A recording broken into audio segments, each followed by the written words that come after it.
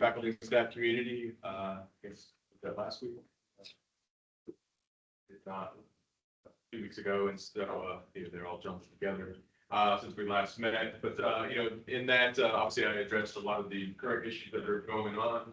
And I tried to be more diligent about sending those out at the beginning of the semester and as we close out the semester, just to keep you in the loop on things that are going on. As you know, that we had a new VP of Student Affairs, a VP of Strategic Enrollment Management that started, Dr. Joseph Miller, on Monday. We also had a new University Chief of Staff that came on board on Monday. And then we were posting the General Counsel search, which is the job description is posted. The search committee has not yet been charged, but hopefully we'll get that search going and then filled and have that position in place with any luck by the summer, certainly in time for the fall term. Then we talked about budget. We had budget hearings in January. We went and saw the chancellor. We presented based off of our predicted appropriations, off of enrollment. As you know, we get local tuition dollars whenever a student pays, but then we wait for our institutional state dollars are paid in arrears off of a 2-year lag. And so based off of that lag and what we believe our appropriations are going to be, we went to the system and said, this is how much money we think we're going to get. This is how we're going to put it in these buckets. And we kind of talked about student success, national competitiveness, infrastructure, administration, and then see where the state comes down. I was up on Capitol Hill in Atlanta yesterday, visiting with some of our legislators. We were not in the governor's budget as it pertains to some of our small cap items. That's $5 million, which is covers some maintenance areas within what's now the Perry building, still referred to as TLC. And so we went up there and had to make our pitch to the chairman of the House subcommittee on higher education, as well as appropriation, and some of our state senators. We've had letters. So most likely we'll get that passed through. And so I'll go back up there again, probably next week or the week after, to continue those conversations. You continue to do all the great work, and so it's easy to sell the university when we talk about the 16,000 students that we have in enrollment, when we talk about just more students on college campuses, the way that we're engaging with our students, and our legislators are just happy to hear that. They're excited. Most of the questions I got were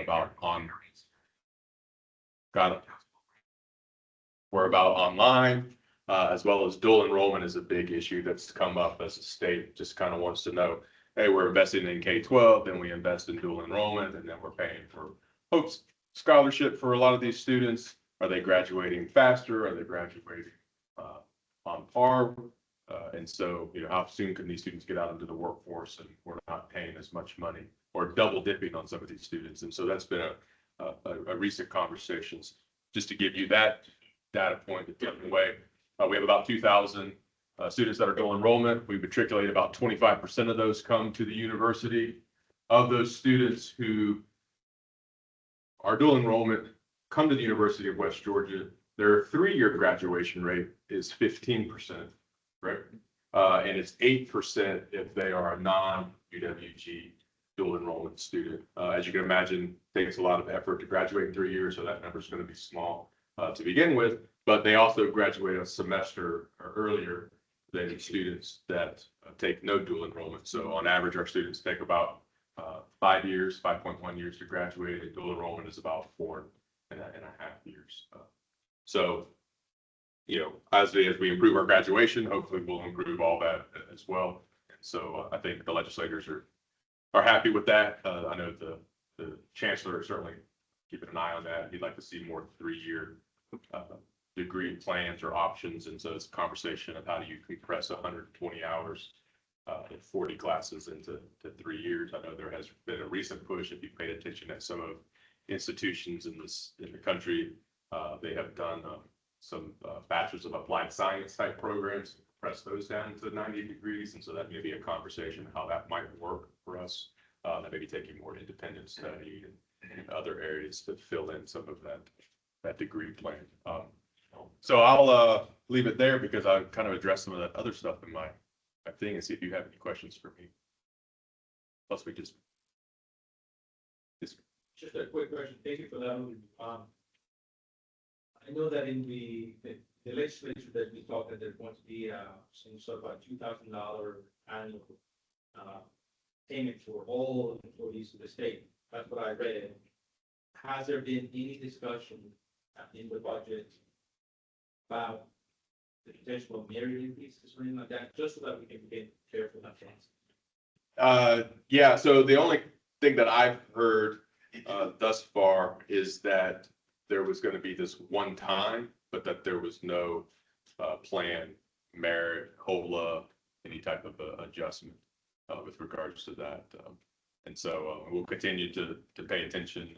You know, there, as I indicated previously, there's about 300 bills that are the USG operates as one entity, and so all the government relations departments kind of are up there reading bills and staying on top of things and coordinating with the system so that we're all operating in unison and pushing the USG agenda.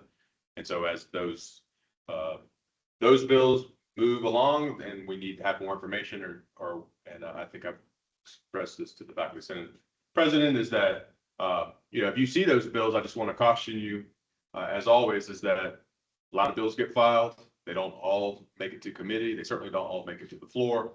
But if you have questions about a specific bill or the language in it, let us know. We can have our government relations team come and give you a briefing on what does the bill mean so that you're not getting worked up about something that may never actually come into law. But likewise with the budget, if we see different language what the USG tells us, we'll certainly keep that posted because trust me, my CFO and your deans, you know, want to know how to budget all that and where the money's coming from. So, great question. Any other questions? Yes, sir. I was wondering if you could provide a little context on the 3-year degree that I haven't really heard much about that yet. So, could you tell us a little more about what was said about moving forward? There's just been a push, I was somewhat nationally about 3-year degrees and getting students out into the workforce sooner. Of course, a lot of that is through accreditation purposes. A normal degree is 120 credit hours. You can take any degree and make it 3 years degrees if you're willing to take 18 credit hours or whatever the number comes out to be. I think when we talk about dual enrollment students and they're taking X amount in high school, they're taking AP classes. The state says, hey, look, I'm not necessarily so much for the AP classes, right? But I'm paying for them to go take these dual enrollment classes, right? They're paying, we don't get tuition dollars for those students, but we do get state appropriations for those students. So not only is the state paying the Carrollton City Schools for that student to be in a seat, but then they're also paying at the same time UWG appropriations dollars for that same student. And then that student graduates and goes and starts taking Hope. And so now I'm also paying for a Hope. And so they're just like, is this student going to graduate faster? Because we seem to be paying a lot of money and they don't seem to be graduating any quicker. And so then the question is are there 3-year degrees or can we create 3-year degree pathways where you could articulate probably more so to the parents that if you do these things, and so I've seen examples, not necessarily in the state of Georgia, where if you take this number of AP classes or this number of dual enrollment classes and your foreign language in high school is the same foreign language that you're taking in college, you could graduate in 36 months or whatever. And that equates to X amount of thousands of dollars that you would pay in tuition and housing and whatever. That's on that side. On the other side, the Associate of Applied Sciences are very technical. Typically, they dead in at the AAS degree, right? It's the HVAC or jet engine repair, whatever that might be.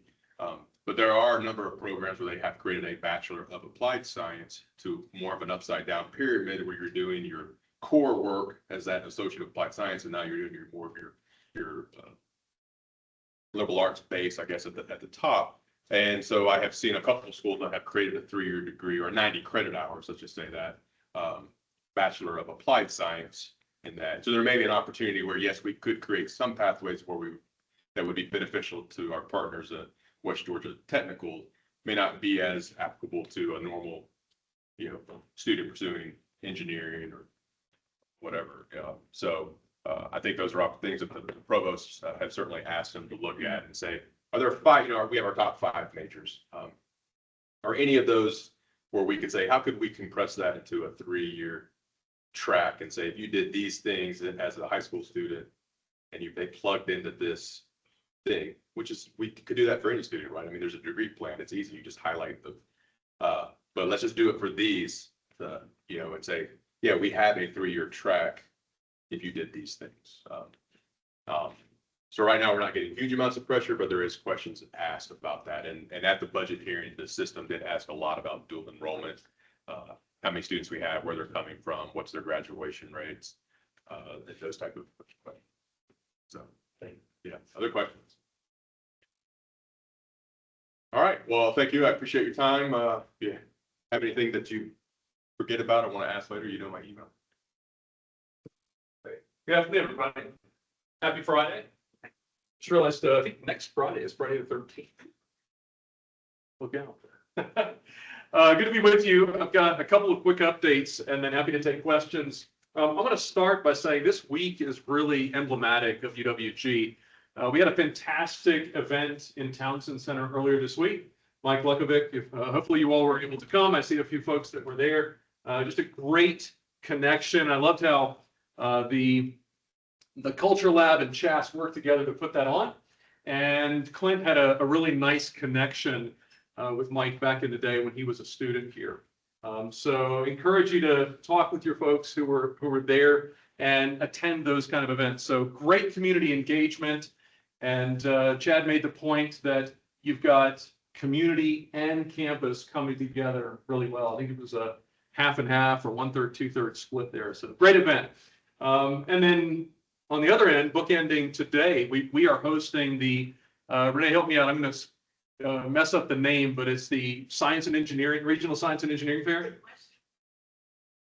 Okay, I got some of the words and maybe flopped them around, but we've got, let's say, 4 dozen or so students that are presenting and great faculty there. So hats off to Sharmista and crew for hosting that yet again. The president and I will be going to the closing ceremony. And you better believe that we'll be asking those really smart students to come study with us here at UWG. Both of those events are just examples of how, and this happens in hundreds of ways across every semester, how we're connecting with students, bringing people to campus and sharing the expertise of our faculty and invited speakers. So kudos to everything that you're doing there, in particular, those two. Also want to give a shout out. Just found out yesterday that Mike Orsega is going to be in the May cohort of our governor's teaching fellows, representing that group on AI. And I know, Jenna, you did that in the past, and we've had a number of folks. I see it's on our agenda today. So I think you've got the latter half of Faculty Senate focusing on AI. There's a lot of courses involved in that. But when I talk with the CS faculty, and I've shared with some of you a great conversation earlier this week with Walter about AI's impact on higher ed overall and in CS in particular. So those faculty are really diving in and updating and renovating. I'm sure it's impacting every academic discipline, but as a CS nerd myself, I know how acute that's being hit in that area. What we were teaching years ago has changed and how we assess students. And so I love that we're taking that up curricularly in philosophy and across every area across campus. So congratulations to Mike on winning that award. I want to give an update also on this year. Based on growth in past years, we added 20 LTI faculty to our ranks starting in August of 25. And hopefully you all are already starting these searches, but I've conveyed to the deans, the plan is always to do that temporarily in limited term instructors, but then flip those to lecturers, senior lecturers, assistant associate, tenure track faculty, as soon as we see that growth sustained. And it certainly has been. So all 20 of those are flipped into more permanent faculty lines that you should be searching for. And in addition, based on the growth this year, we are realizing the need for more faculty in gen ed, in education, in comm, in other areas. And just this week, earlier this week, we've approved 28 new LTIs to start with this in August, on top of those 20 that we allocated earlier this year. So that's a pretty impressive growth across UWG. And the intent would be, hopefully 6 to 9 months from now, we'll see fall looks great, spring projection looks good, and we'll flip those 28 into more permanent faculty that are sticking around with us long term. So I know we've gone through our lumps and had some compression in past years, but trajectory looks great, growth looks great. I think credit hours year over year for spring 25 to 26 is up by 9 or 10%, and you're feeling it in your classes. We're adding resources and faculty to that. But it's not just new faculty lines to teach, it's also the operating dollars that you need. And we've got some pretty big goals with respect to student success and enrollment and graduation rates and scholarship. And so happy to report that in August, President Johnson allocated an additional $1 million across academic affairs, and you should be seeing that in operating and professional development. Earlier this week, and actually just this morning, I sent out an email to all the deans of another tranche of that one-time funding going into another $1 million invested in particular in some summer fellowships and opportunities that your deans have been advocating for faculty to improve DFWI rates, reimagine some first-year English and math courses, other classes that have that student success challenges. And so all of that was activated today. So go back, tell your colleagues, and then start emailing and knocking on the doors of your deans to say, hey, we've got these opportunities, let's activate this quickly. I do want to make sure that we're clear, this doesn't have to be spent by the end of this fiscal year, it needs to be encumbered. So if you've got work, scholarship, a symposia or a conference in July, I'm going to echo what I said in the nursing building a couple of weeks ago when we were last together. We can also encumber this, and it doesn't have to be completely spent by June 30th. And these will not be swept until the last minute. So you've got plenty of runway to utilize these dollars. So congrats on the accomplishments that you all have, the ideas that you have, the growth that UWG has experienced. Because of that, more dollars are going into the colleges and schools directly. Last thing I want to share with you is an item that we talked about last time, and it's ongoing, this annual evaluation and workload conversation. And I appreciate the faculty who followed up directly with me, conversations with deans and chairs about that, and appreciate the time that Dylan and others on Faculty Senate have put into this. This afternoon, I emailed the deans to clarify that, yes, this is the cover letter and the 3 sections of goals and what are you trying to accomplish. We're in our 3rd cycle of that. The impetus behind kicking that off really came with the system office asking us to submit numeric values of evaluation as part of their policy. And so we added that cover letter talking about those 3 sections. But I'm also aware in looking at some of the P&T documents, the annual evaluation is the purview of the deans and the chairs. And so I'm only seeing those when I'm doing P&T, which kudos to those.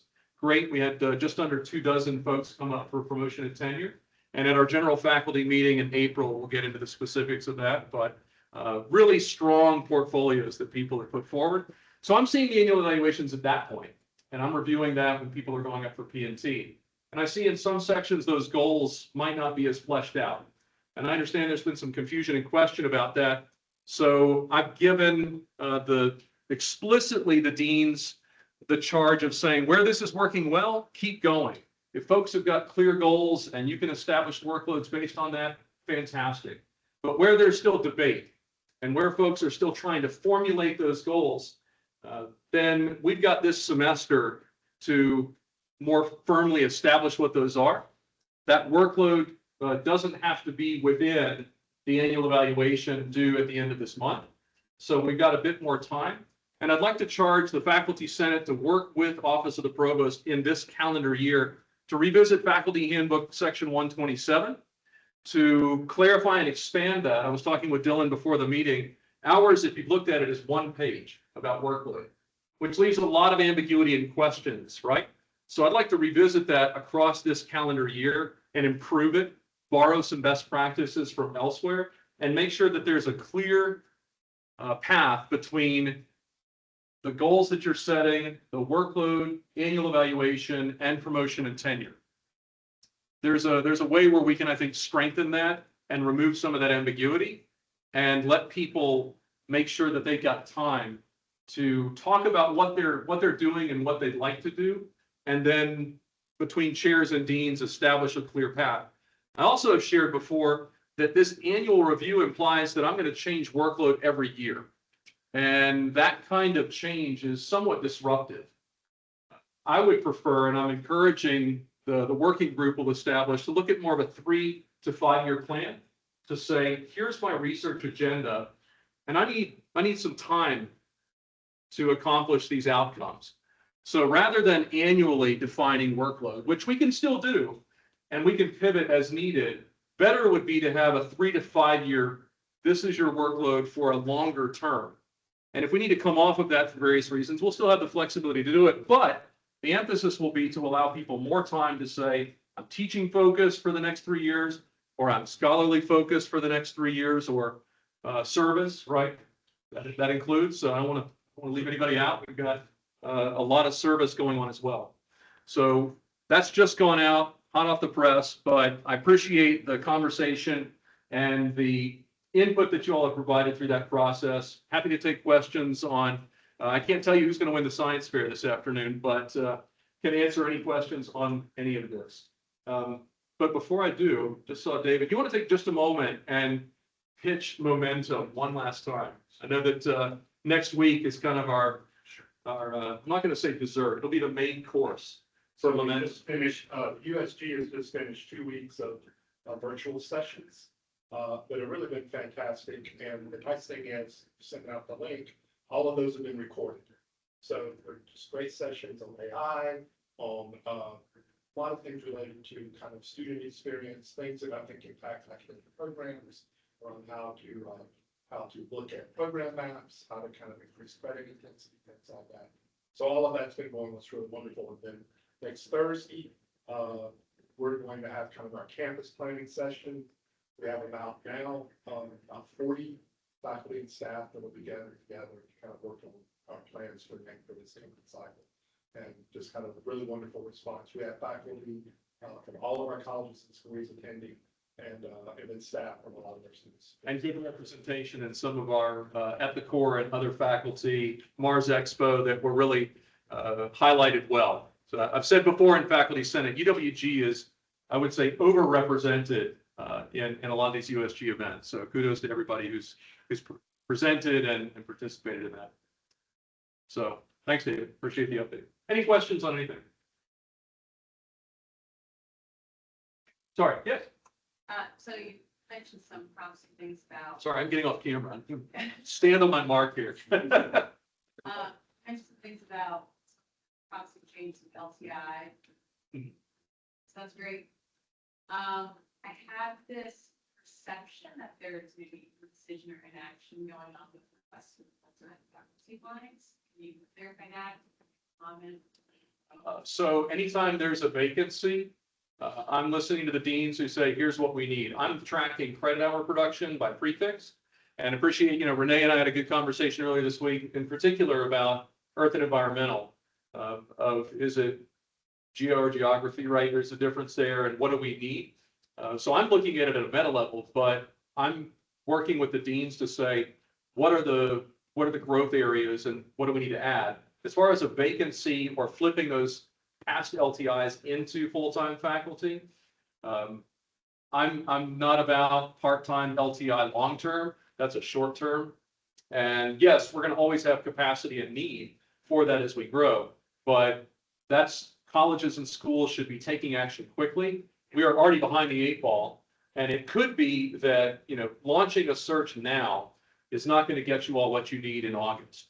So if there's a delay, it could be, we need to do a search and bring someone in January or maybe fall of 27. What year are we in? Right.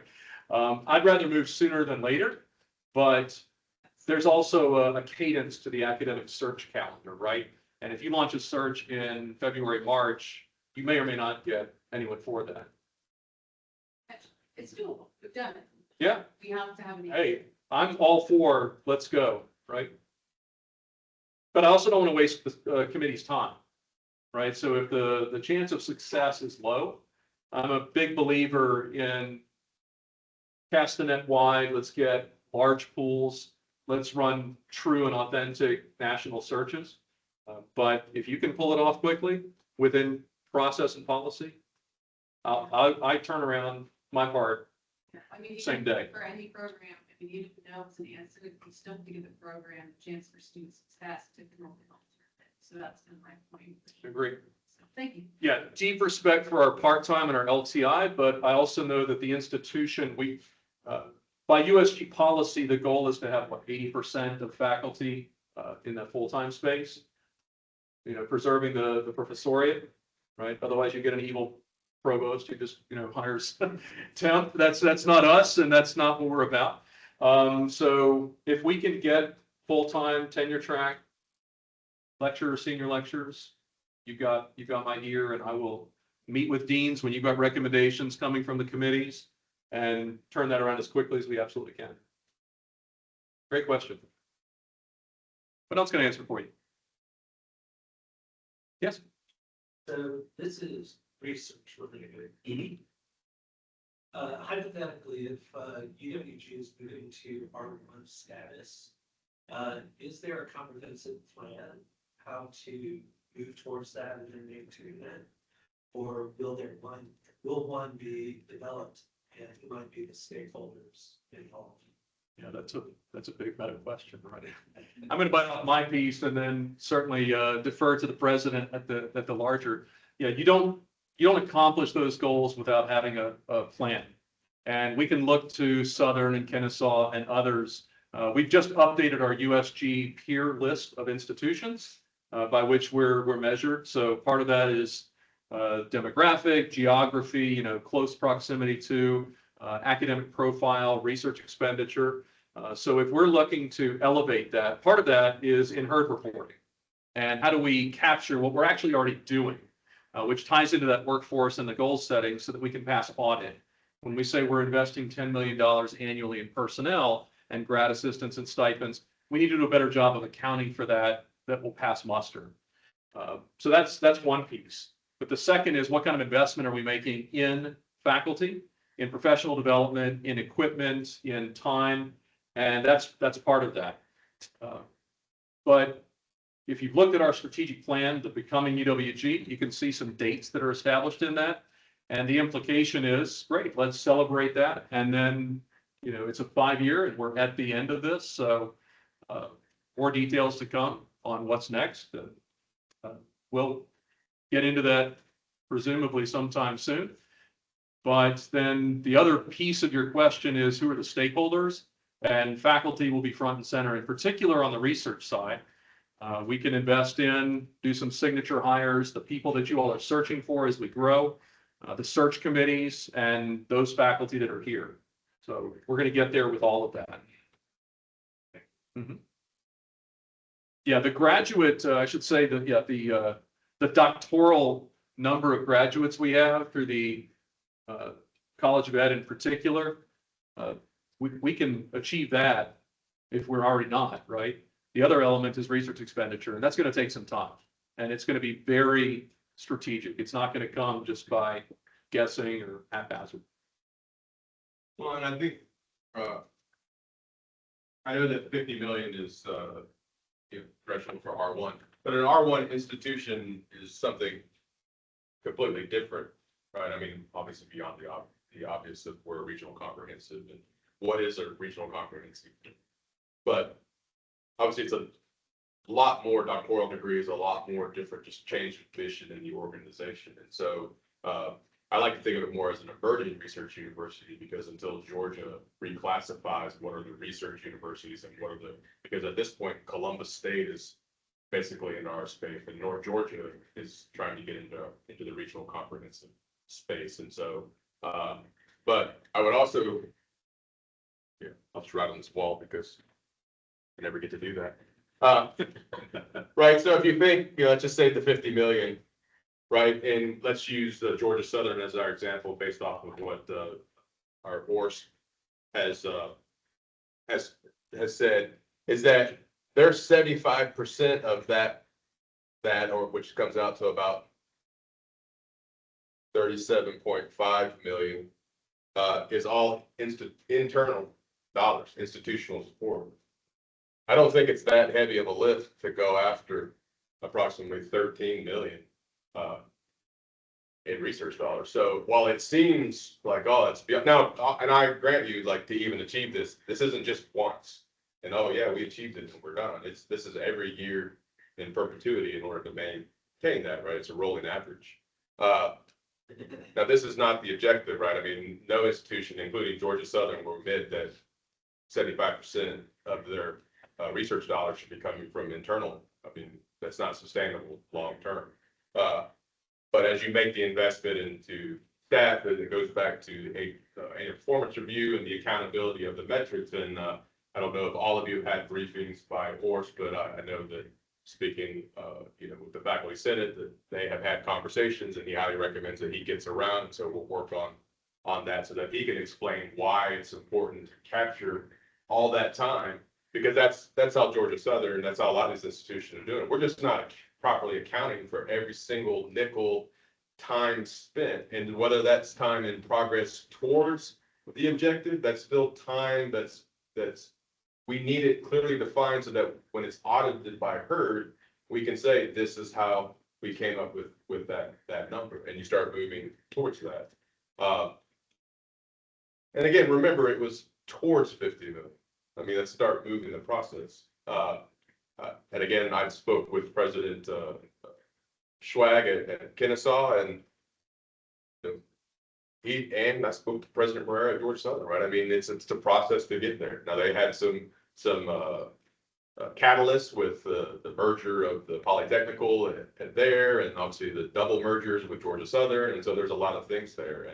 And but I will tell you, my conversations with the system is that the expectation is that they have a head start, but we should be moving towards that. And we'll continue to make investments. I mean, we'll tell you once we get some of this budget stuff down, we start talking more about research. And I know I have meetings with some researchers. Is that next week? 2 weeks. 2 weeks. And then we'll start talking about what's the plan to get towards that. And I know that's what everyone wants. Like, okay, yeah, it's great. You threw out a number. How are we going to do it? Like, exactly. Tell me, where's the money coming from, and how's that being taken away from something else? Or, the fact of the matter is they're all important, right? I mean, I could dump, well, we'll just pick on Georgia Southern since it's easy. If they dump $37 million into student success, yeah, you could probably get student success pretty awesome, right? But is at the expense of something else. So how do you do it all? And so we're going to have to figure that out. But the fact we will absolutely be involved in the process of how we. Yes.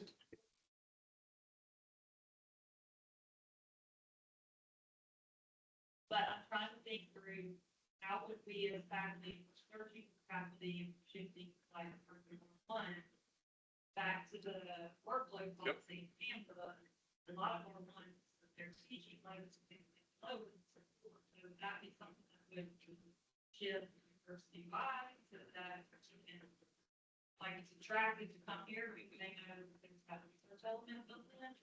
Yeah, I'll share what I conveyed to the deans on Wednesday when we had Dean's Council. That when I was a dean, I was trying to hire faculty, and I would get turned down on both salary and startup. People would say, well, what's your startup? And in computing, we had summer, let's say 10% of your summer for the first 2 summers covered, and a scholarly focus on workload, and graduate assistants and professional development and travel. A lot of that we've got here at UWG, right? And then the summer, right? Back to the $1 million that we've just put into the colleges and schools. These stipends to support grant writing and course improvement in the summer is very similar. So I figured out that I was not competing on level ground, that other institutions were putting this together as a package when you're hiring faculty to say, here's what you get to start things up and to get your feet underneath you at UWG. And I conveyed to the deans that they need to be using that kind of language. Grad assistance that we guarantee when someone joins, workload allocation for the first 2 years or 3 years or whatever we want to establish, professional development and travel, summer support, all of, equipment. In some areas that's, you need equipment, in others you need time. In some you need both, right?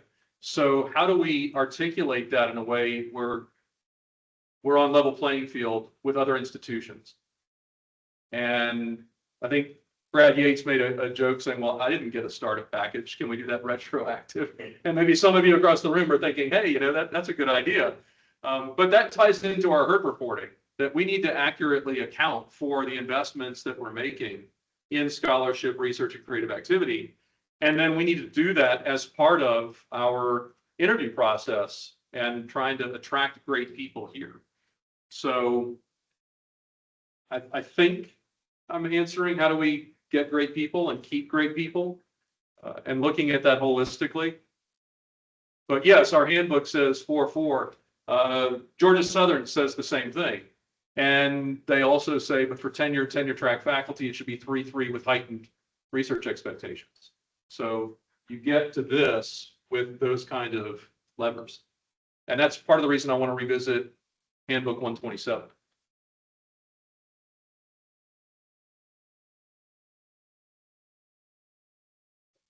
Other thoughts? You got a very full agenda, so I'm going to step out of the way and you all can add classes and revise classes, expand programs. Thank you all. All right, thank you both, appreciate it.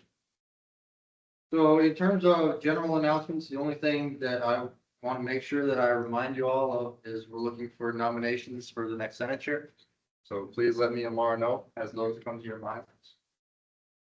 Other than that, I do want to move into committee chair updates. Clearly, the Faculty Affairs Committee and all of us, but me in particular, have to get together and have some conversations about some policy changes. But I think Levi has some stuff going on right now he wants to talk about. So just general update of the Faculty Affairs Committee. Now the subcommittee is looking into the standard on financial reform, specifically faculty administrative positions and one subject to the standard consistency. And we're also looking at the document that is proposing to us regarding faculty absences, and we started working on it. Currently looking at the processes to witness the extenuating circumstances for faculty absence, and then the last thing we're looking at is specific action. We want to get all these information ready and then involve legal and personnel so that they can meet with the faculty affairs committee as a way. So we have finalized the information. So there's just general. Next week. Any other committee chairs have anything they want to add that's not covered elsewhere on the agenda? All right. We're gonna go ahead and move in with the agenda items, starting with the undergraduate programs committee. UWC process 9 request, and I have not received any questions. Are there any questions concerning those agenda items? Seeing none, all in favor of accepting, you indicate by raising your hand.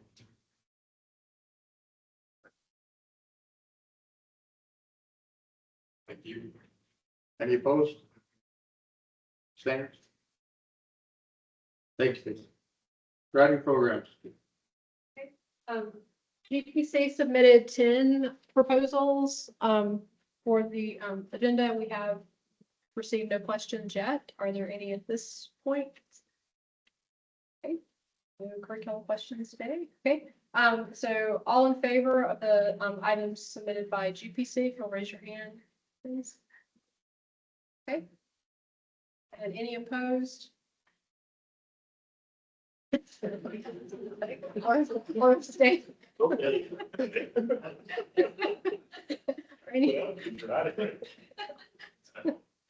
I don't need to. It's pulling your objections. Are any abstaining? Okay, thank you.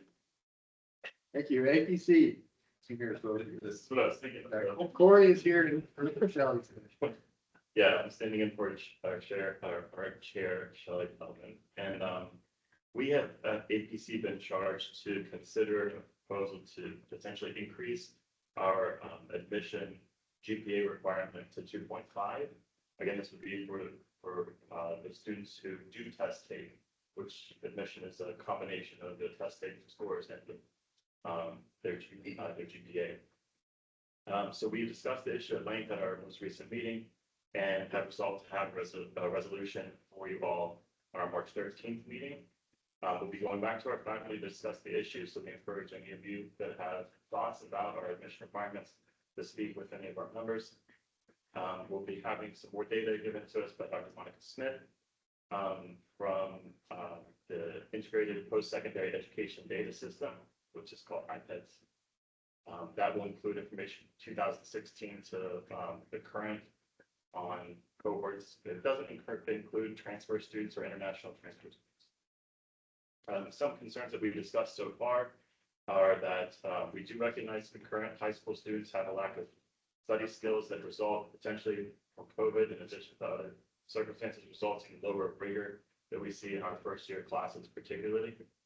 We talked about how raising the GPA for admissions, according to considerable amount of research, doesn't necessarily directly contribute to graduation rates in the same way that increasing impact for student support mechanisms like academic support, advising and mentoring, early learning interventions, counseling, and mental health seem to do. So they seem to have better output or better impacts on student success, retention, and graduation. We also talked about a potential incongruency in programs having pressure to retain a student credit hour generation, and that we could end up having a sharp end to this and reducing our admissions through our increase in GPA requirement, which could put us at cross purposes with this SCH generation. So if you have any thoughts about that, if you would like to talk to anybody from ATC, please do. That's it. Thank you. Well, I had the privilege of sitting in on that meeting. They really did have a very thorough discussion on this topic. It was excellent. And just for some context, what I shared with that committee is this stemmed from a conversation that I had with President Johnson, where he was interested in getting some faculty feedback in the form of a recommendation on this topic. So APC had to start the conversation, get some more feedback, and we'll have a firmer recommendation by our next Senate meeting. Good stuff. All right, so that being said, we don't have any old business to deal with, so we're going to go. We have a subject matter expert on AI, so Dr. John Upson, I'm happy to hand over the floor. All right. All right.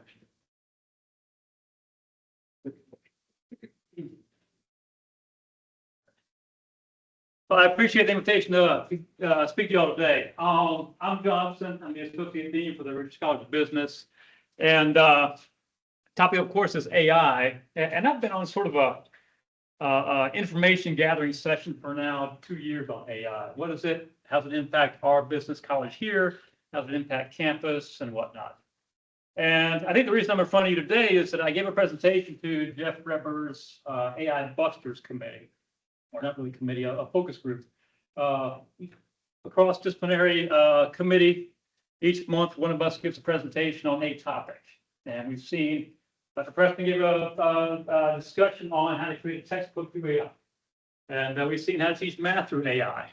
We've seen how to, we've seen an example of how we can use tools to grade student assignments through AI. And it got to be my turn to present. And I said, well, we've looked pretty much inward here at what AI does for us. But I'm concerned about what our students are entering into and what should we be teaching them about AI before they get those jobs. And so I turned around and went externally and looked and talked to a lot of firms outside to see what they want to see from our graduates when they get there. And so that's what I'm going to present today. Hopefully it's useful enough and gives you some ideas for when you have your breakout discussions later.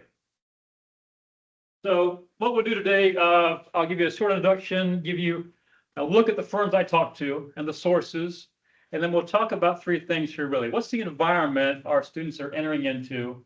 Secondly, how are firms responding to that environment? And thirdly, what is the role they're expecting our students to play once they hire these folks on? Then we'll sum things up there towards the end. And in a nutshell, this whole exercise is a sense-making exercise for me and for the AI busters and for a committee we have in the College of Business. We're all trying to make sense of what AI is and what it does and what it can do. When I talk to a lot of these firms, I try to stay away from too much technical speak. It wasn't hard because they almost never mentioned anything technical from the onset. And I tried to approach this in the general sense of a workplace, not a business major workplace, but a workplace that would fit anybody out here. So being agnostic as to disciplinary function. So hopefully this is relevant to the psychology folks, the arts folks, as well as the nursing folks, for anybody who's going to go out there and get a first job. And so the sources I use, I went to, is a highly convenient sample here for me. Went to the local big folks, okay, the Southwire, Southern Company. If you don't know 121G, that's T. Green's initiative once he sold off Greenway, okay? Went to them, and then I followed up with some graduates in the area at real estate and technology, faucets, and logistics and those things. And from there, I went to a couple of graduates who had gone abroad with Mars, Unilever, Reliance, okay, fairly large companies, global companies. And then went and talked to, I spent 10 years in the IT industry before I came to academics. And so went back to some old contacts there to see what they're looking for.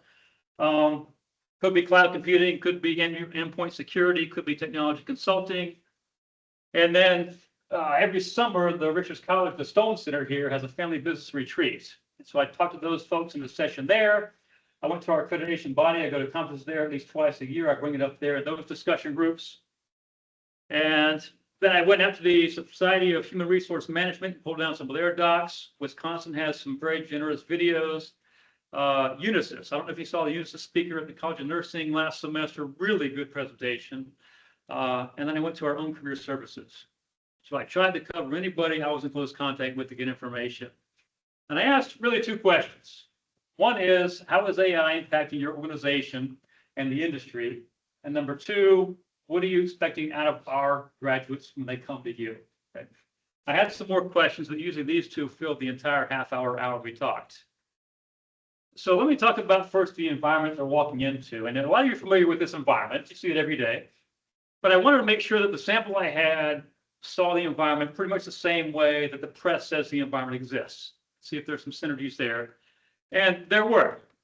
The press in the fall was saying that, you know, how do we separate hype from reality? They talked about a lot of investment going in, but very little return coming back. And in fact, the firm said the same thing. You know, a lot of them talked about a lot of projects going on, but very few actually bringing in any return yet.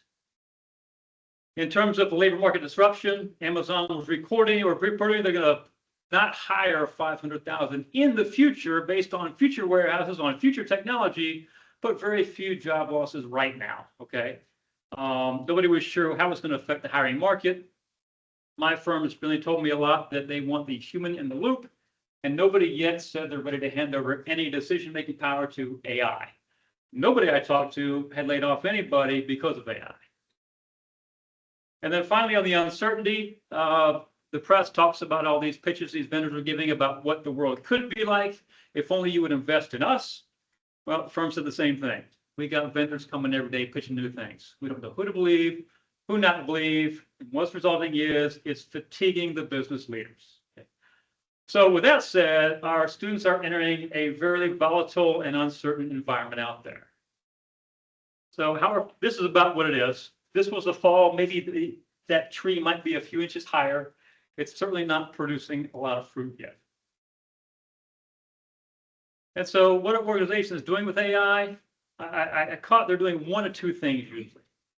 One is they're going towards failure, which means some organizations are saying, hey, we got to have an AI strategy. Really need that strategy. And the respondents I had said, look, what's an AI strategy? And one didn't use the acronym. He said, what the heck is an AI strategy?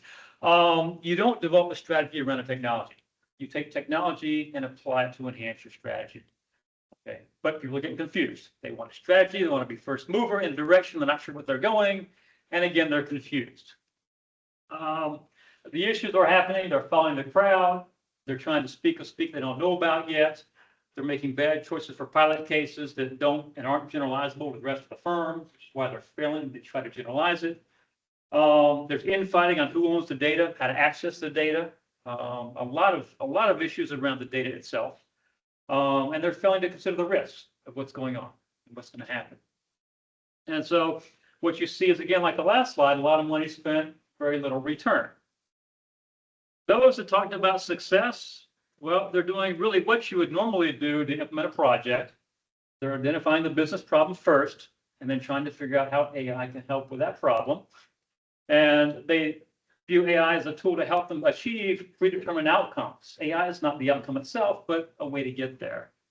They're defining the business problem, a champion, getting executive sponsorship, running it through a normal process.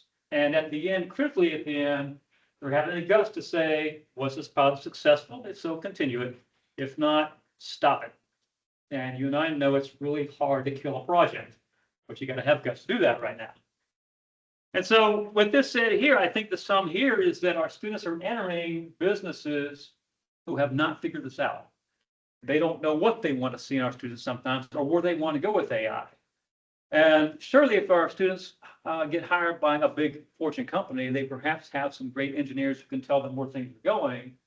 For a lot of our students working for the small businesses in the West Georgia region, they're going to go to firms, and it's going to be a lot like the days of the dot-com era. They're going to look to our students to figure it out for them because they got a business to run in the meantime. Right? So they're going to look for our folks to be at least smart enough to get the ball rolling. And so two quotes I thought frame the rest of this presentation. One is, most of us will use AI from the consumer side. We're not going to be the ones who's writing the models to economize the air traffic in America so there's never any more delays. Right? Most of us are going to be using a tool that somebody wrote for us, and we're going to have some flexibility in that tool, but we got to figure out how to use that tool itself. Okay? We don't have to develop a tool. And secondly, it's not a technical understanding is not critical. What is critical is understand the challenges organizations face and how AI fits in that. That wraps up the rest of what I want to show you here. So in terms of what is expected of graduates, number one, they have to have a basic understanding of what AI is and what it does. Okay, working with their tools, knowing about LLMs and the terminology, the degree of the trust, the impact on the environment out there, and whether they trust the information they're getting from AI, and when not to trust this information, when to question it. How to use it in their everyday tasks to make themselves more efficient. And some of the things here, you're using the same thing, brainstorming, getting ideas, taking notes, recapping meetings, these things, making images, all the day-to-day things you're doing to make yourself faster and better. They also need to learn how to create and gather info. Right? How to prompt, that's certainly the course is on that right now. We can learn that and teach that. How to get the desired outcome. If not, how do you prompt better to get that outcome? Doing your images. And then where to get the information to feed into AI. A lot of times we're dealing in our disciplines with data that's not public. So let's point our students to those places where they could get the data now, perhaps later buy the data in their business. But where they get this information is going to give them the ability to make a quality decision off the data. And then once you have the data, how do you manipulate that? And one is, how do you standardize the data formats? I heard a lot of businesses talk about the fact that AI is always being pitched as it can read any data anywhere and come out with a great end solution. I heard so many frustrated business people say, I got to spend so much time normalizing my data so AI will read this data. And beyond that, I heard a whole lot of stories about infighting on who can't get what data inside their organization. I mean, think about campus here. If I just went to accounting and said, hey, give us all your stuff so we can play with it, all your data, and then went to student service and said, give us your data too, and then went to advancement and said, give us your data, each of those departments is going to say, well, wait, I'm not giving my data. Same thing happens in firms. And it's even worse when firms try to collaborate between firms and who owns that data, what the risk of sharing that data, and those things. So data access is a huge issue. How do you combine all this data? How do you summarize it into documents, and especially forecast trends? If our students learn how to forecast a trend using AI, they could write their own ticket. And then how do you interpret this? Verify the accuracy, balance viewpoints, draw conclusions, and then plan with your organization. Assess customers, assess suppliers. What are you going to use the information for? But how do we interpret it and make it usable? And then finally, leveraging the AI output. How do we communicate the result and tell the story? The storytelling piece was a huge thing here. I heard that from so many business people, but we got a lot of data. There's no shortage of data. But how do we tell the story we want to tell, either about our firm or about what we're going to do for that customer? We need somebody to articulate that message. So the student does not only need to know what goes into that data and what comes out, but how to interpret that for the customer or the audience they're talking to. Now, a couple of folks did talk about technical speak. So if the MIS crowd and the computer science crowd, here's some things your students might want to know: the networks, certain softwares, some of the cloud concepts. This slide here could probably be a whole different presentation if given to the right audience. But like I said, most folks stayed highly away from technical speak. Sorry, Dr. President. But it did say, if you are technical, you better know what the code says, what the AI code says, because you might have to fix it. So don't rely totally on AI. And they also said that AI coding has become a lot easier, but because the business does not know what's in that code, they have to test it with 10 times more rigor to make sure it's functional before they release it. But AI is going to help with that too, because I talked to a firm last week who said they're using AI in the QA process now, so maybe it'll be a washout. Okay, others, a couple of things here.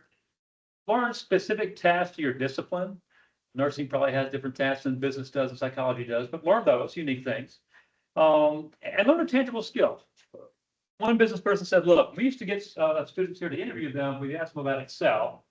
One student would say, I know Excel. And you think, okay, they probably know how to sum something in Excel.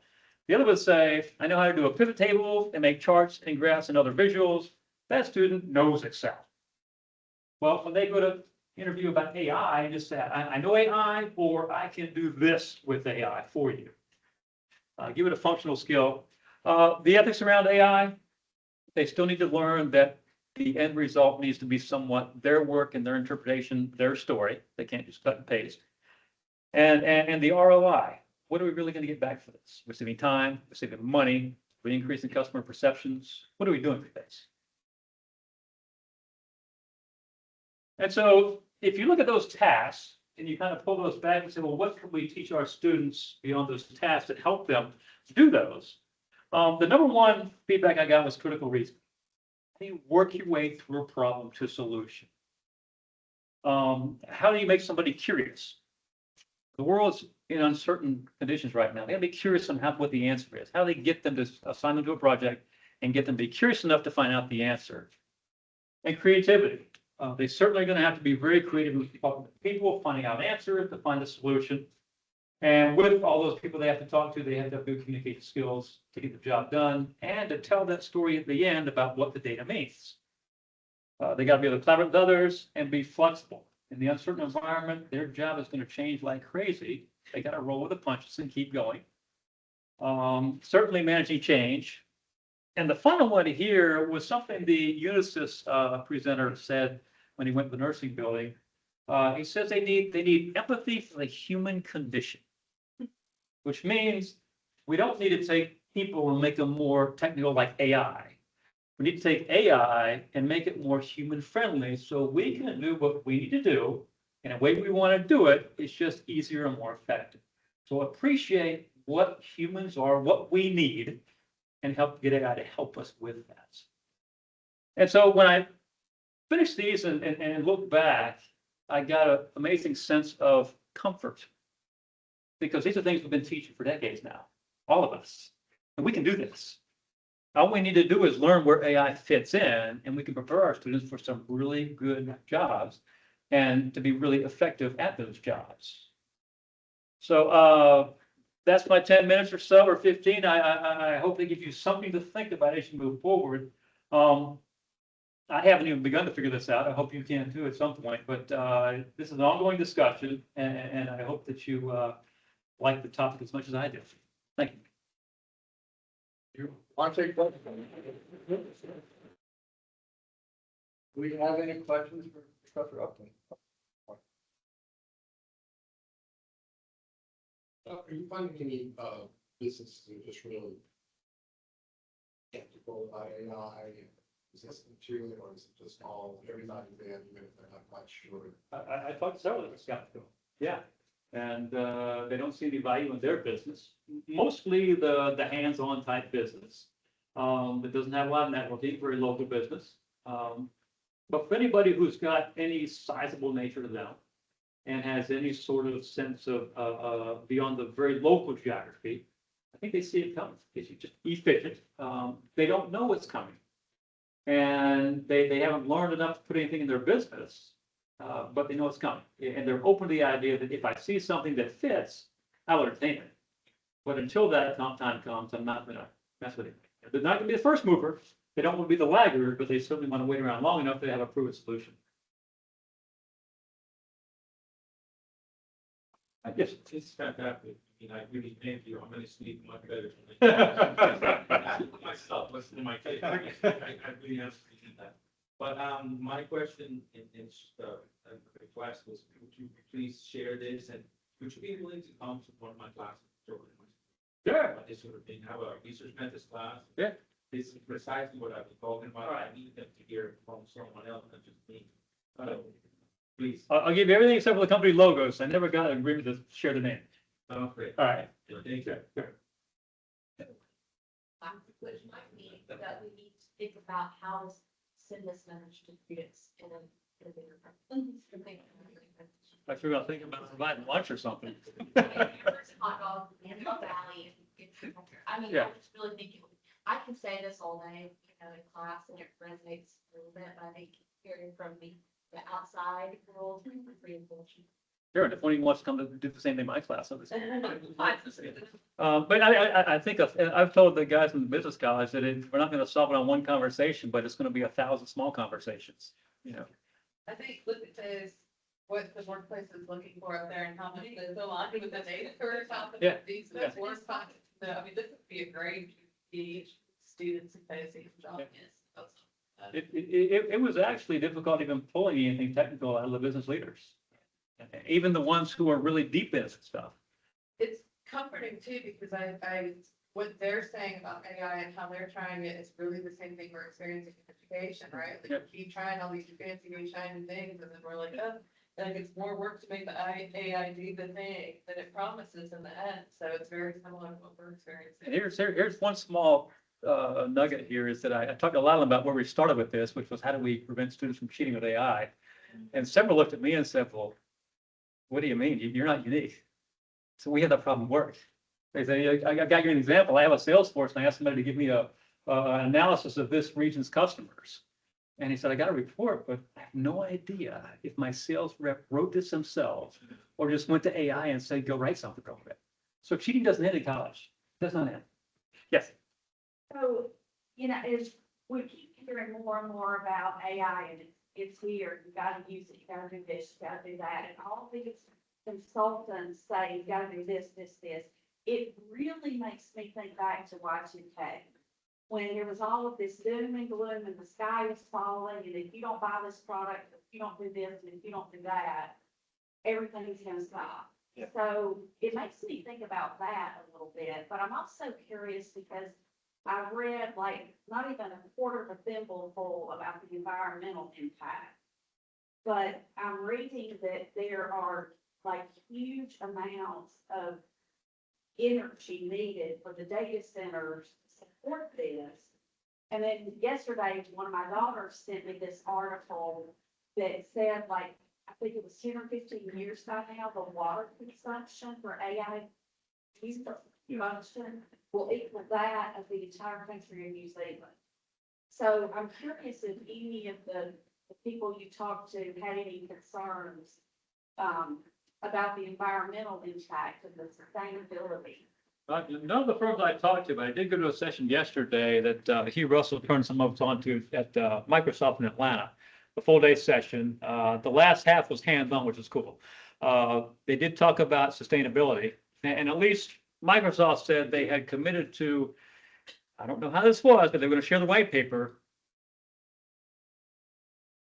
not just replenishing water, but replenishing more water than they used. And they got asked about that, and the person couldn't answer it, said, I'll see the white paper, but they want to at least replenish what they use. Now, the electricity is another issue, right? There was an article in the AJC this morning about whether the data centers are going to pay for all the electricity they have, or whether we're going to supplement that, right? Yeah. That's going to be an ongoing issue. That's going to be a hot political issue. Something interesting too, from my children are kind of in the age where they're like young millennials, Gen Z, one Gen A, and they're reluctant to use AI because of the fact that it has an environmental impact. Yeah. So I think it's going to be interesting to see how that tension plays out. But if employers are saying we want these new grads to do these things, and the new grads are saying I don't want to do these things because you're killing the environment. Yeah, and that'll be a lot more effective when they come out with a scale of how much does it cost you to do some search, one search or something, you know? Yeah. But to your point about using it now and folks hearing about you should use it. The hands-on session I had yesterday was really cool, but it gave me finally some ideas on what we could introduce to faculty, because faculty share some common tasks. And if we can find 2 or 3 tasks that we can remove with AI or make a lot more efficient with AI and teach that to faculty, that could be the spark that starts momentum being used. But until we find something tangible they can use and has a reason to use it that saves them time or effort, then it's going to be a pie in the sky sort of thing. Good. Thank you so much. Thanks. So Appreciate it. this is what I propose that we do. I think we need to give Laura's hands a break because she's taking minutes by hand right now. So we're just gonna take a few minutes, let's talk amongst ourselves, get with our neighbors. And I have 2 questions. From all of this, my limited between the ears capacity, I have 2 things that I think productively we can all do together. One is, as you all, some of you noted, I also noted, what I see up here is our core mission that we've been doing for a long time. So I'm wondering, does this mean, what do we need to change, if anything? Do we need to do something more systematically, more in common to accomplish this? Do we need a new class, new curriculum, or do we need some mechanism whereby we can more explicitly and clearly connect our long-running core mission of, for example, fostering critical thinking to remaining relevant and remaining important in this age that we're moving into, or something else? So that's one area we can discuss. I think another area of productive discussion for a room like this with people from disciplines all across campus is your discipline in particular, right? So some of this was disciplines have their graduates need some specific things. What is that in your area? Because there's a good chance if your graduates going into political science need a particular thing, then maybe that might have some crossover, so we can cross-pollinate with that. I'll give you an example. A lot of our graduates in political science end up in government relations, which is a polite way of saying lobbying.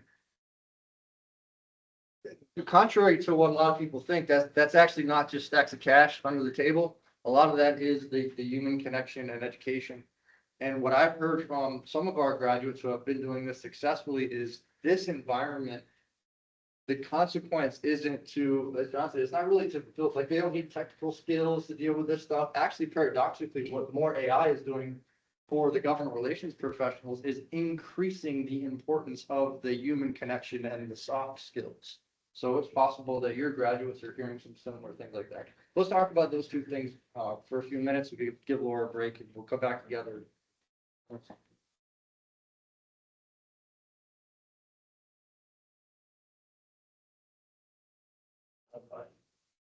You want to?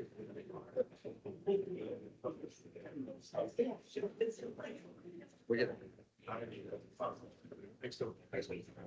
We need to, we need to get IT to look at this page now about when it was nursing or what do you? I think there must be some. Okay. Anything groundbreaking?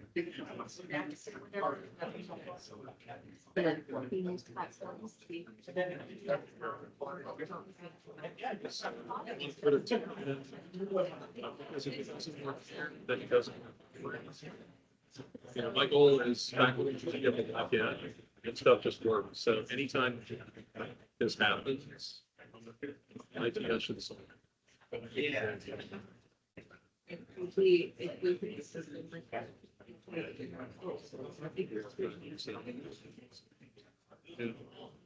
Yeah, y'all figure out what you can. Strange.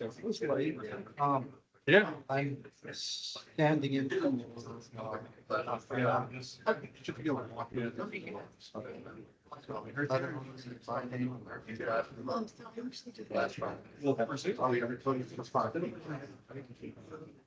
That's the goal.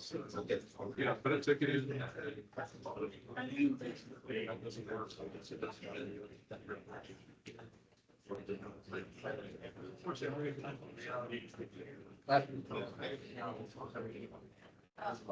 And that's another.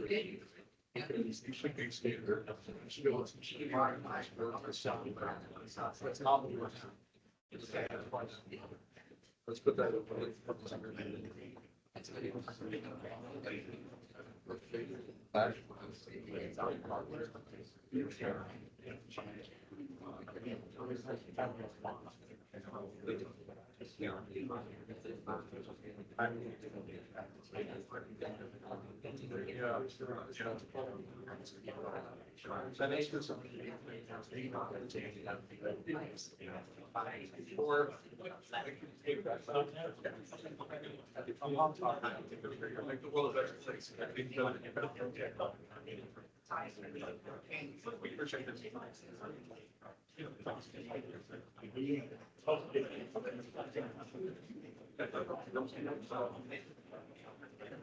I think it is.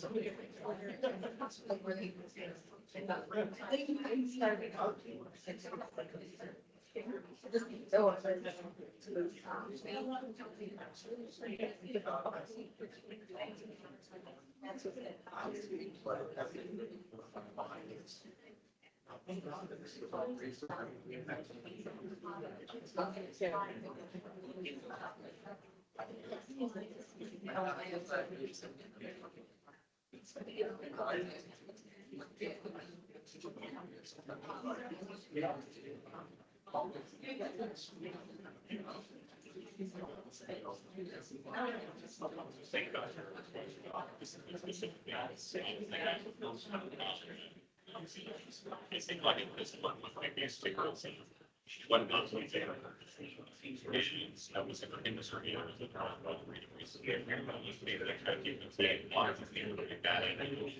Drawing kids, so you ask it, what is the structure?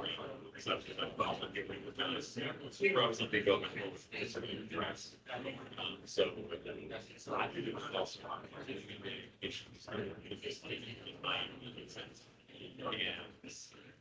We haven't seen this. And they could get brought out. I'm sure it could be really embarrassing.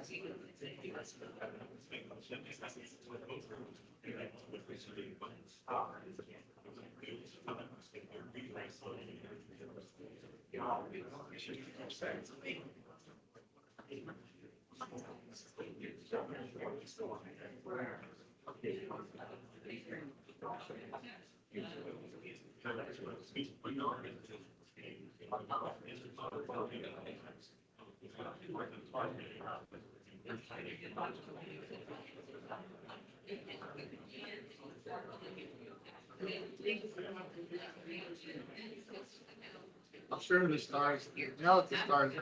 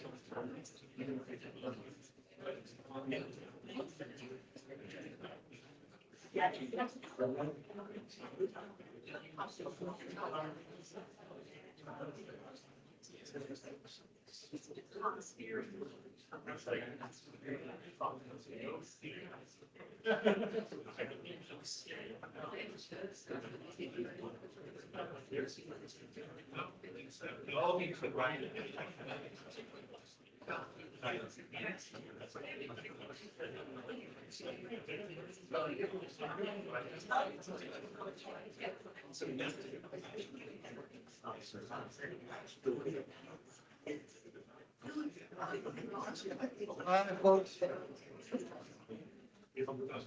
Yeah.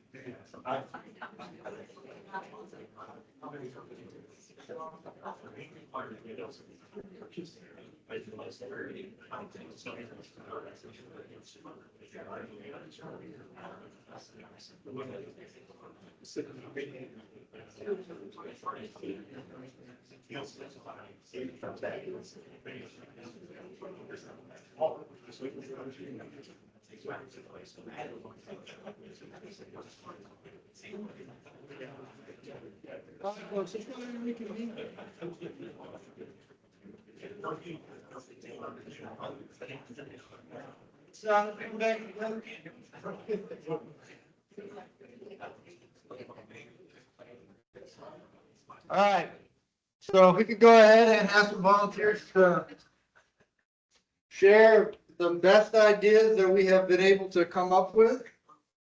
We'll do that for a while and then we'll all get our weekends or finishing up Fridays started. Who wants to go first? Who has the best idea? Sure. I'll take it. Talked about is how the students were given ready access to co-pilot and their self-accounts, but not any training, any official training.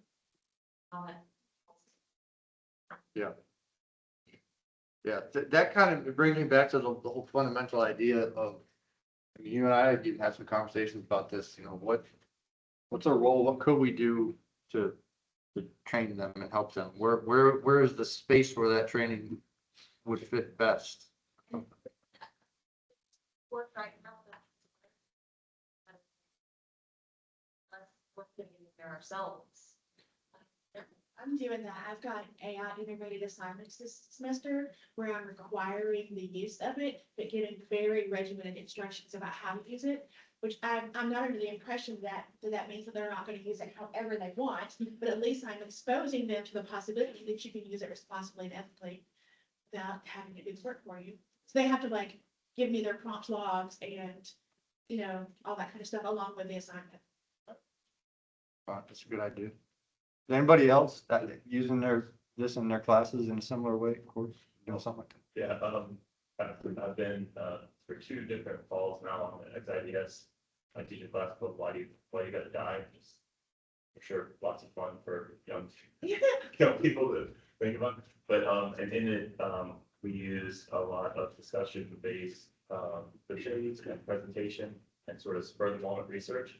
And so they go through 3 tiers worth of assignments that in group work where they'll use quick Google searches to kind of chat something out by gut feeling, versus they'll use AI in order to kind of get summaries of well-known information that AI is less likely to hallucinate on. And then they'll compare that to a deeper level, on the 3rd week, where they're incorporating peer-reviewed research, or they're really trying to test the quality of the data. So that's been pretty useful for them. For the perspectives. Anyone thinking, any conversations along the lines of that there's something as an institution we should be doing, something stamps, university-wide scale we should be doing, or are most of these things that we should address, within our courses at our discretion type thing?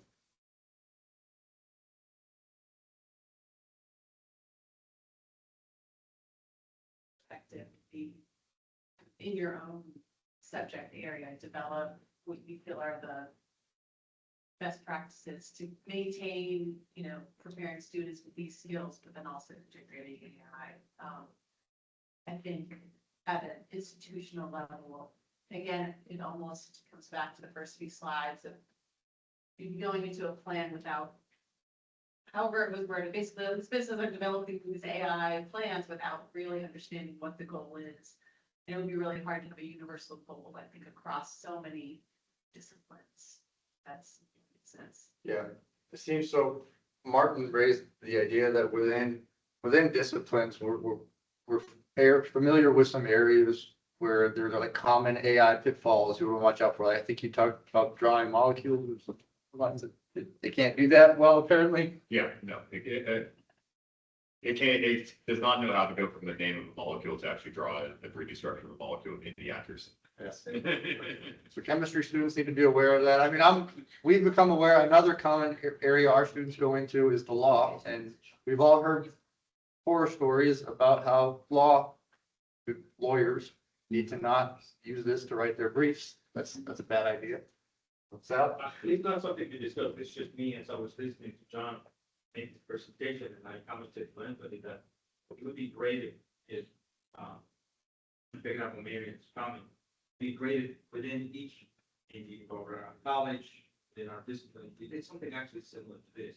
But I think this is appropriate for businesses, and I know that we mostly spoke to private business, big pageant put up there, but I would think of something very similar maybe going on in, for example, public service, in nonprofit management, in those types of organizations, where a lot of these questions are probably coming up, and I would imagine that something similar is going on in nursing, something similar is going on in education and teaching, and I mean, every subject really, and it might be a good idea for us to, as a collective, start thinking, maybe, part of this idea of encouraging more research and increasing that number to 50 million, it is for all of us to begin to engage a little bit into exactly this kind of question, like, what do our respective, workplaces that our students have not been, what do they expect from our students and from our disciplines?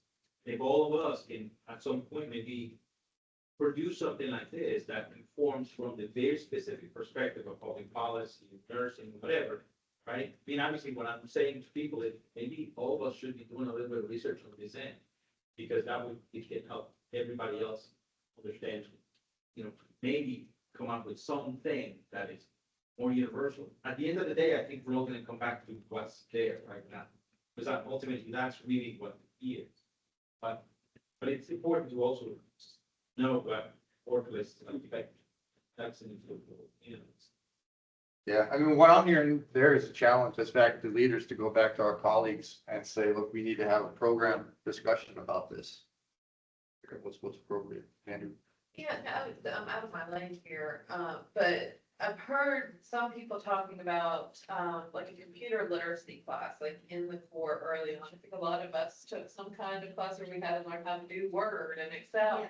But our students now coming in don't know how to type properly, like they haven't had keyboarding classes, we talk about them just did their lack of digital literacy in general, not knowing how to do, much beyond just the very specific things that they did in high school. And so I think like with Copilot, some kind of computer literacy course in the core, I don't know how difficult that would be to do, but I think that it would be very valuable in lots of ways. There actually is, computing in the modern world is a course that this body passed last meeting, and it will go into the area of the institutional authorities if it is approved by the USG, which I think they complete. So that course, I think, is designed among other things to kind of help students think. That would be great. And it was just, there could be some ethics, embedded in that too. We will teach that.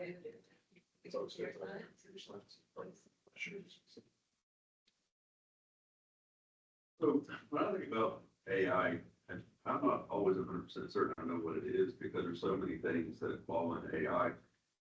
For me, when I think about it, I think of the negatives that I see. I've had students submit a text of paper in the MPA program was computerly generated by AI. And I think that we oftentimes think of it as a student problem. I won't say the program, but my wife is currently getting a master's degree at the University of West Virginia, and her entire course appeared to be AI generated. If you listen to the podcast, it's telling me this morning that the podcast is clearly AI generated because the two people are talking. AI forgets, and it's actually answering itself, the same person in the podcast. That she's a master's level student, and throughout the content, it's not saying master's level, it's saying NOWS level, KNOWS. So she's very disgruntled because it's a methods course that everything seems to be AI generated. So it's not just students who are doing it. Faculty potentially are creating courses that are going to be detrimental to AI and using AI in classrooms if you have situations such as what she's doing with, let's say, not discussing the program, but. Yeah, so I think this is something, so John's presentation wasn't on this issue, and as he started off with, we talked about this on campus.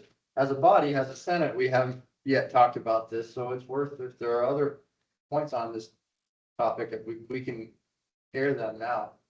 It's fair point. It isn't just something that we worry about our students. It isn't just something that we worry about. We have to find a way to train our students. It's also something that we have to have some accountability about, because it says we have some offending students. We have some colleagues that aren't using this in great ways. Jason? So we hit on our students learning to identify AI generated image, text, music, and so on. That stuff exists in media, but are we going to have generations of folks believing everything is real and lacking the critical skills to say, like, yeah, this isn't real, I'm going to turn it off, or I'm not going to. That makes the sign a lot. So I don't know, in visual arts, it's horrible. Our national conferences, we have a lot of people doing heavy research on it and how it doesn't really generate images well. Like, it has issues with hands, ears, eyes, especially if you wear glasses. But one of the biggest problems is that it pulls from all the images that are available on the web. And if your artwork is up there, it's going to pull from your artwork, even from your personal websites. Even a couple of professors from universities created code that can be embedded. So if it tries to pull from your image, the resulting AI generated image is corrupted. It's horrible. So, what are can we spot AI generated stuff? Will the next generations be able to do that? Will they understand the ethics involved with copyright imagery? Just because it exists on the internet doesn't mean we can take it and use it. Where do they believe that, they could say, well, AI took this from a paper that's on the internet, but that paper could be AI generated and it's wrong. So, we've already seen that happen with federal something or other. Something, there was some, yeah, lawyer stuff, all that. I try not to watch it. Wow. That's a unique skill we do have to develop and train for is that. How do you know when somebody or AI is what we're talking about? You know, in art or in healthcare and business, how can you call somebody out? And that's something we'd like to focus on our students, say, look, one day you gotta call somebody out. You're gonna be the manager, you're gonna have to call them out. It's gonna be your, what you see. And hopefully they get it, and try to learn, how do I call somebody out? At the same time, learn it themselves, enough to carry on their function. Do you kind of perceive this as like a new layer to facilitate critical thinking in our students? I think it could be in the right way. I haven't figured it out, but I think it could be. But there are days I think it's gonna be great. And there are days I think we're gonna be locking the doors to the university in 5, 6 years. And I walk between the two. But there's a lot of potential. And we just gotta find it, I think. To me, this particular issue is an extension on what we call information literacy. Yeah. Right, and this is something that some work, like library, for example, has done work on this. The idea of trying to see what's legit, what isn't legit, especially from news coverage, for example. So I think maybe we have some existing things that we can use to really more explicitly tackle these questions. Because I mean, it used to be information literacy is like, don't get your news from Uncle Bob's blog, and now it is much more complex. So maybe we just need to update some of those. Yes.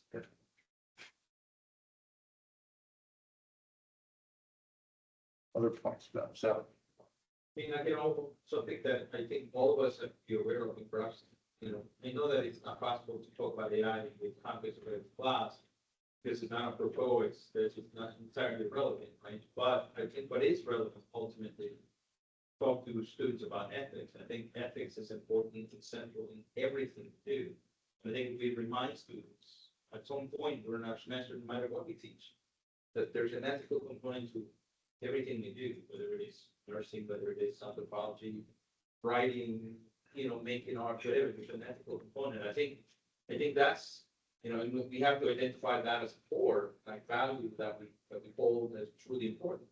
That, that there's gotta be some ethical sort of guidelines that we all sort of adhere to. But I think identifying those larger sort of core values, I think it probably will be more important to try to figure out tiny little detail that needs to go into every class and who felt what way in here. Because students understand there's some things that are unethical, this is what they are. And they hear the same thing across every class. I think they're gonna get the point that, oh, okay, yeah. I mean, this runs across everything. So maybe we don't need to get into the nitty gritty of things, but we do need to identify that truly believe is truly important. And then hammer that across. Yeah. So that makes, just as a way to move the conversation forward, that makes a lot of sense to me. And that takes you back to my initial impression thinking through this. Some of these particular issues, I'm one of the worst people to be having a conversation about this because me and AI, I'm one of those head in the sand types, just to be completely honest, I think 100%. One of the reasons why I am inclined to do that is some of this seems like a moving target. It's advancing so rapidly. Say we go through and we stand up these classes and then we can do it again, right? It's coming. But the core competency, what we've been doing for generations, if we can find ways to communicate their relevancy in this era, I mean, that, like I said, in my head, that seems like the ticket. We do this, but are our students really understanding how it is relevant the way the world's going? I see that as being a key challenge.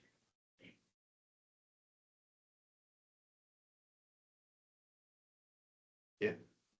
Like that, Yeah. efficiency, one thing, but not shortchanging your own thinking. Yeah. You avoid that first instinct to. All you can at college, I will make something up. The companies aren't and can just do that without paying. I think the only thing you get is whatever AI puts out. They too can prompt it. So you add nothing. It doesn't always land, but I try to say that in most different ways. You know, this conversation really just now is so similar to us, just like what we talk about in visual arts with digital design programs. And getting students, especially later generation students now, believing that everything begins and ends within the computer program, but trying to get them to say, no, you have to be able to sketch out what it might look like. And especially if they are going to go into the design industry, graphic design, UX design, whatever, they need to have the ability to communicate with the client, draw out things, instead of just relying, you know, it goes back to, yeah, it's like all these things are a tool. So how do we, just as Jen was saying, it's like this is one additional skill you have. It is not your whole thing life. And yeah, the business would just say, no, I already got AI to do that. You know, you can AI or just the programs. So. What I think about it is AI can answer questions faster than I can hands down. It can't ask questions. It can't wonder about things. And I think that's what I try to tell my students. Like, it's a great way to get a question answered, but it can't tell you what to ask. So I think that, like, we had a discussion in my class about it, and my students were like, I think it's going to be the death of curiosity. And my experience with it is the exact opposite, because now I feel like, oh my God, I can know anything I want to at any time, because I use it as a tool to find out things that I don't know. But I think that if you don't have that impulse to know, then you're not going to be asking questions, you're going to be asking for dumb answers, right? So I feel like cultivating curiosity is a really important part of teaching them how to use it in a way that's not going to turn out being incredibly toxic. So then it's like, how is it a tool that also helps promote the depth of inquiry that, you know, traditions and teaching methodology and pedagogy talks about, just like how we do that personally? And how is AI a tool that helps promote that depth of inquiry? It also can't create what hasn't been created. You can see that actually, like even when you're making visual images, you have to tell it what you want to see, and the better you describe it, the better the outcome is going to be. You know, so it still starts in the human brain. You just have to. It's easy to forget that because it feels really overwhelming when it does something so quickly. And some questions should not be answered. Yeah. I just for these questions, I just keep thinking about my friends that like activate Siri and they're like, how do you hide a body? You know, like they're asking the most bizarre out there questions, could you go on the spot? You know, stuff like that. So yeah, I don't know. Have any of you asked it what it wants to talk with you about? Have you? Oh, yeah. What did it That's the first thing I asked it. I never asked it anything. do? The first question I ever asked it. What do you think? well, that's a good answer. I tried it. Ask it what it wants to talk about. One comment too, when you I say do it regularly, actually. client Part of it. like that, So then different. you know, it's a good reminder, a lot of us, maybe this is unique to the sciences, or I don't know, but I know myself and I have students too on this pathway where you do have clients and you do have, occasionally, there may be stuff that it becomes evidence, it becomes a record. And so I think that there's so much in teaching students that you write something and you know it, that's really important. That can be, you know, a lab notebook.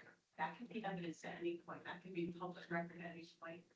You've got to stand by what you know. And AI can pull away from that at times, but I do think there's a lot of value, like in teaching students, you know, how to understand data sets or pull stuff. Like that can be all from AI. That's great. But there's some value in just teaching people that, like, if someone asks you if this is your thought and you can say yes, that could be a legal decision sometimes. There's weight. I've always had the mindset, like my lab notebook, that could be public record at any point, right? You know, if you're working for a client or something, you gotta keep that clean and you keep it professionally. I can't do that. You have to be taking notes or something. Professionalism can really come back to just like what can the human do sometimes. There's a place for AI, but sometimes there's no place for it. So it was back to where South instead of the idea of the changes.